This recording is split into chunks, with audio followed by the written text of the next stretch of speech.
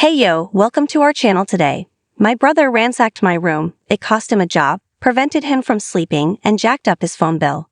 New account for anonymity's sake. Let's set the scene. It's 2010, I had just turned 18 and spent a long summer week away from home enjoying my new freedom to come and go from my parents' house as I pleased. During the week, I crashed at friends' houses, went camping with other friends, played video games, and indulged in all the cigarettes, tobacco products, and snacks that me and my friends could afford. My meth-addicted brother, 27, whom I'll refer to as Mack, thought he was going to make it big in the music scene because of all the different drugs he was willing to do. He believed being on acid made him play as well as Jimi Hendrix because Hendrix did acid. This is relevant because in one of his many drug-induced rampages, Mack was convinced his USB microphone was in my room.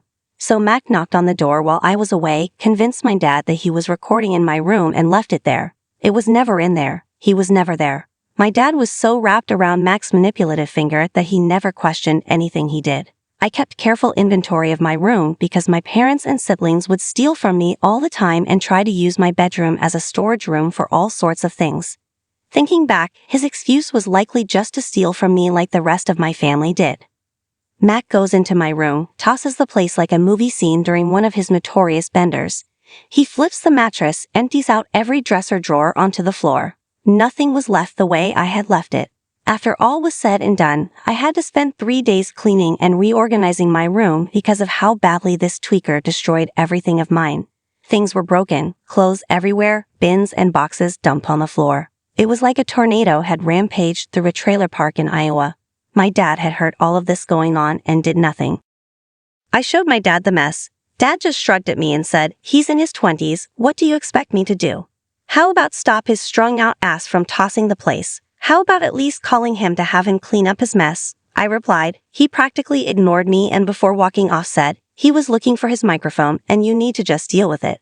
Going to my mom was no different. Mom was so terrorized by him that she wanted no part of anything involving him because she felt unsafe. I can't blame her. He became aggressive when challenged on anything he did wrong.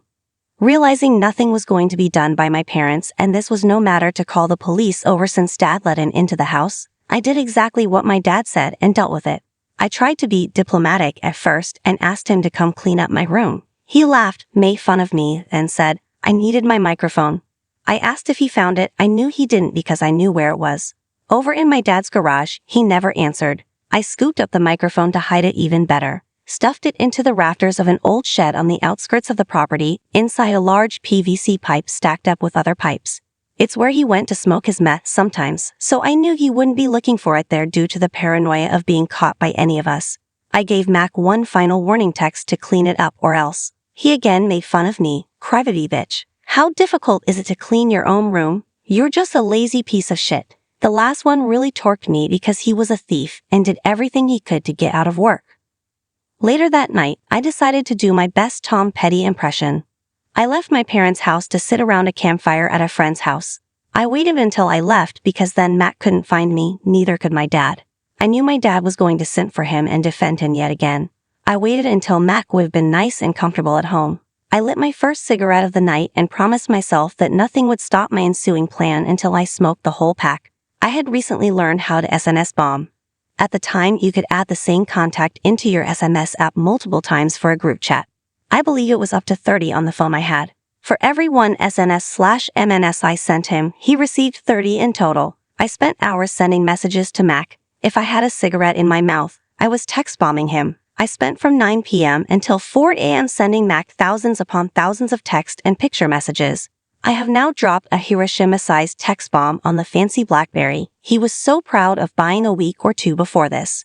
For anyone wondering, it was simply a copy and pasted text that said, "This stops when my room is clean," and a picture of the mess he had made. I alternated back and forth. This took very little effort and left him inundated with notifications every 1 to 3 seconds. This effectively DDoSed his phone into oblivion. It was locked up tighter than a New York subway car. He could not call, text, or even open anything on his phone other than my text messages. Dad starts frantically calling me around 1 a.m. I ignored it. Then my mom calls me and leaves a voicemail for me to call him.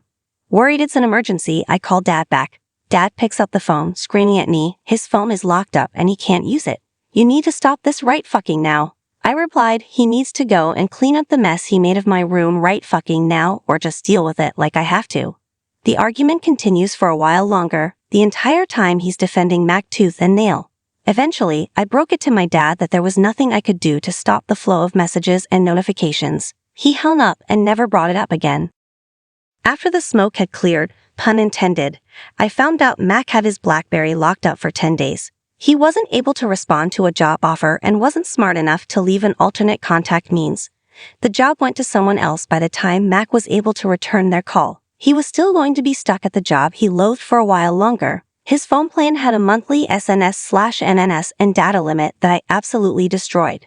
The month's bill was over $300. I want to say closer to $400. His live-in girlfriend was also pissed because they had to leave the phone on and plugged into a charger to let it process the messages from my mass messaging campaign the night before. The notifications made the phone unusable, and they were stuck listening to the notification sounds for those 10 days. They tried stuffing it inside of a blanket, but the phone would get too hot, and they were worried it would start on fire.